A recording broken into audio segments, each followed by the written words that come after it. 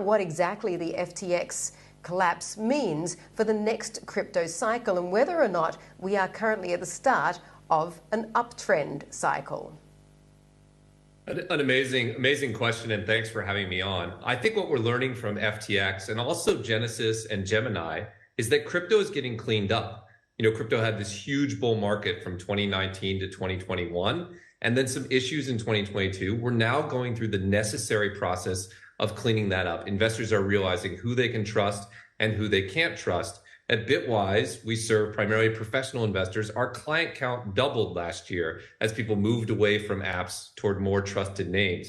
I do think that is part of the recovery and part of the next bullish cycle in crypto. I do think we've entered a new bullish cycle. I don't think it's straight up from here. I think it's going to be volatile and choppy for a while. But I do think we've turned the page. We're cleaning up from the excesses of 2022, and we're setting the stage for the next major move up in crypto.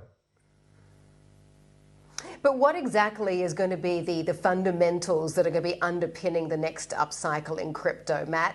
I mean, I do get the fact that, you know, particularly when it comes to speculative things like crypto, that sometimes there's just a little bit of FOMO. Animal spirits take over. There's a lot of fear of missing out, and people just sort of pile in, and then suddenly it has momentum and a life of its own. But as we've seen, that doesn't always last.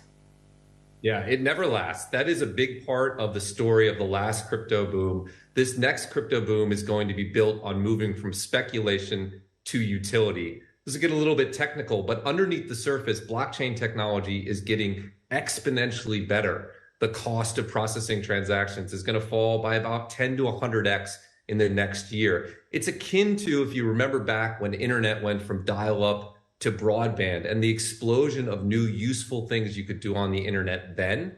We're going to see that same thing in crypto over the next 2 or 3 years, moving from dial-up to broadband with real-world applications that your aunt, your uncle, your cousin is going to use, instead of the speculative activity that dominated some of crypto past bull markets.